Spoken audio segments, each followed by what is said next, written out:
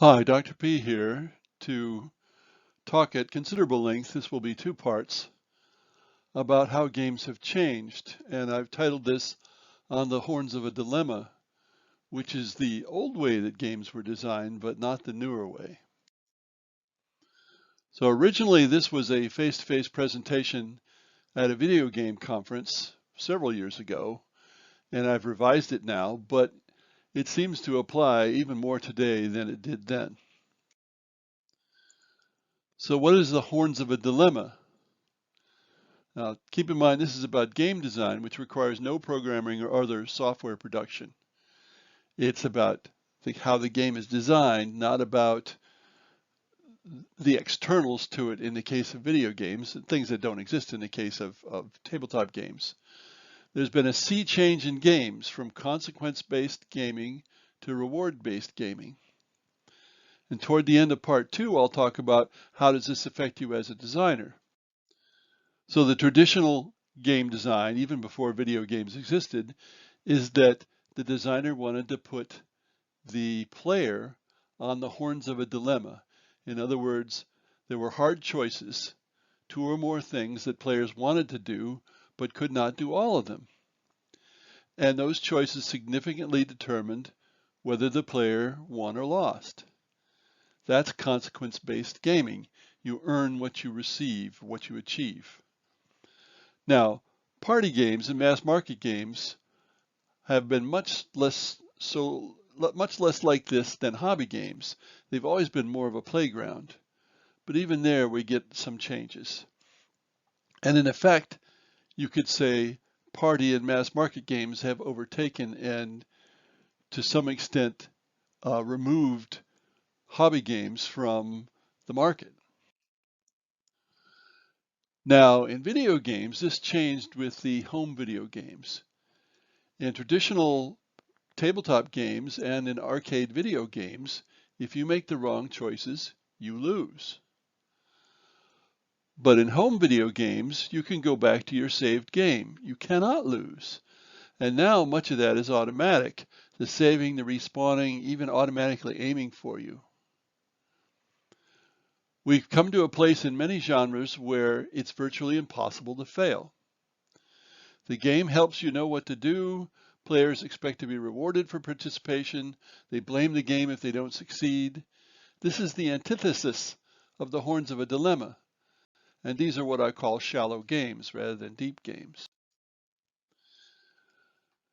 And this is not only in video games. Euro-style board games de-emphasize competition. They're more parallel competitions than opposed games, and I'll talk about what those are later.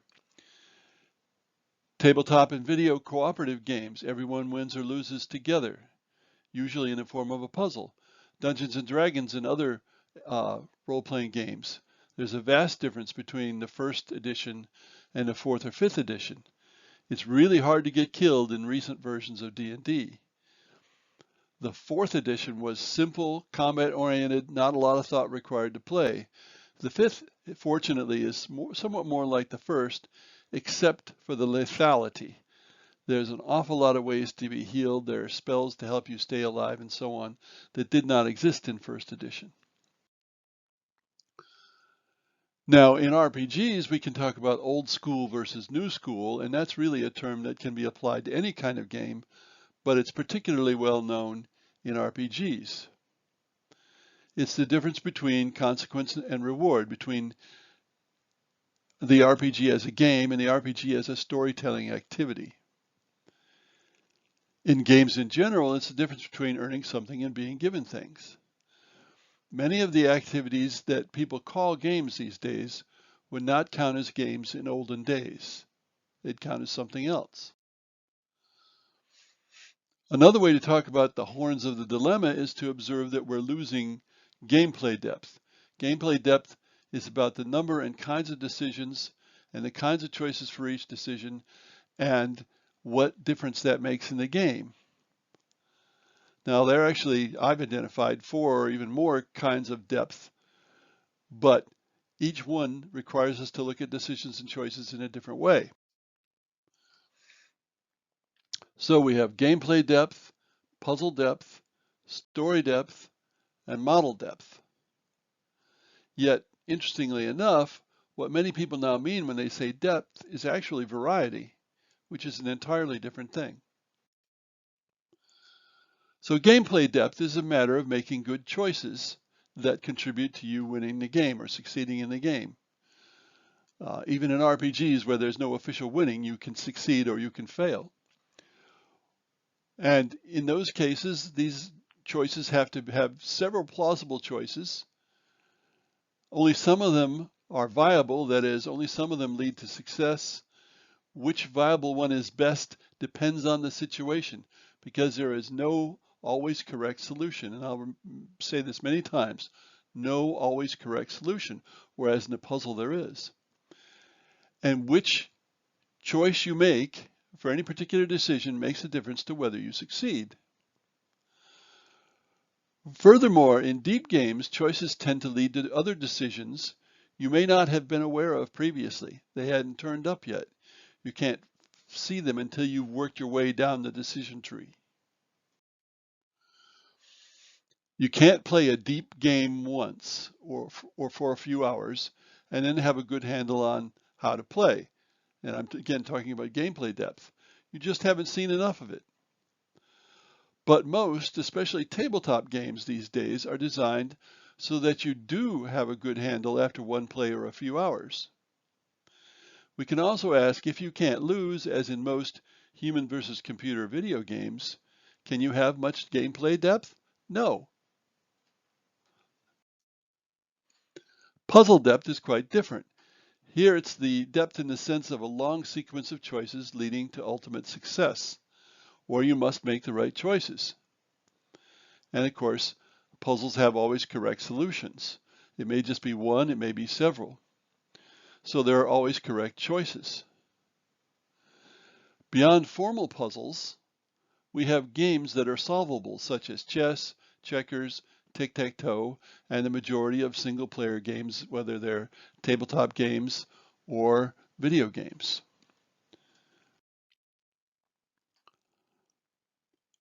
Single-player games, especially that don't have a random element such as dice, are ones that can be solved. And when you solve it, you beat the game, quote unquote. Any video game you can speed run in a few minutes after going through it once is essentially a puzzle with an always correct solution. And you have figured out the solution when you do so when you do the speed run, you do the right thing and you're through. Good games never have always correct overall solutions. If they do, it's called a dominant strategy, and that is bad. That is bad design, and you don't want a dominant strategy in a game. But puzzles always have what amount to dominant strategies. Then we have story depth.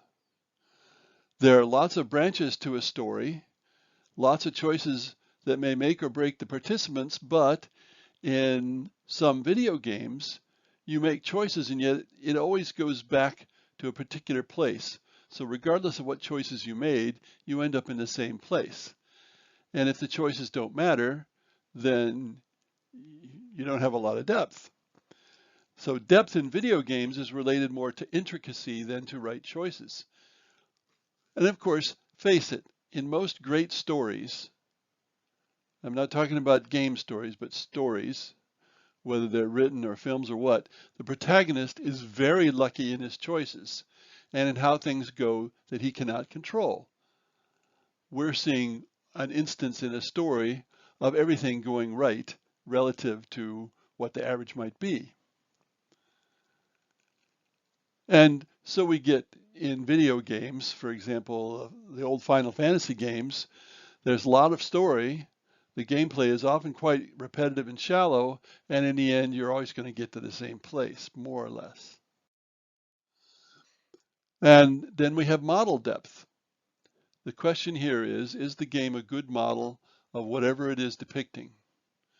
Don't confuse looks, that is photorealism, with decisions. Are the decisions you make in a game the same kind of decisions, the same kinds of choices a person could make in that situation? Do the things that happen in a game correspond with things that happen in the situation that's being depicted? A general term for this could be analogousness or better correspondence. Analogousness is an awful word, but it does represent what's going on. There's an analogy between the game and the reality. The more that decisions, choices, and occurrences correspond with the actual situation, the better the model depth. As an example, first-person shooters fail dismally as models. People running around and there's loot to pick up just laying around and so on. You get shot, you're dead, nope, you come back. Then you have games like World of Tanks, which has the trappings of model depth to attract war buffs, but what you do deviates immensely from reality in many vital respects. It's really an arcade game, not a good model. Now, I said earlier that when modern gamers talk about depth in a game, they usually mean variety. And of course, there can be a lot of decisions that are different based on the variety. But in many cases, those decisions don't really matter, both in what you choose and how it turns out. And as an aside, keep in mind, if there are too many decisions, they tend to cease to matter, even if there's a winner and loser, because there are so many decisions, it doesn't make much difference. The result generally is breadth rather than depth. And while that's desirable in a game, it's not what was achieved in much older games. The older games aimed at gameplay depth, not breadth. Think of chess. If you wanted more breadth in chess, you would start with different setups. In fact, Bobby Fischer was a proponent of scrambling the back row of pieces in chess and have the same setup for each side. So there were like 360 or 960 different possible combinations. And he felt that would make people think about what they were going to do rather than rely on centuries worth of analysis. He wanted to introduce breadth into chess to make it a better game. So there's nothing wrong with breadth. Now, think about a loot fest like Diablo 3. You don't even have to stick with your decision. You can change when you like in such things as skill allocations.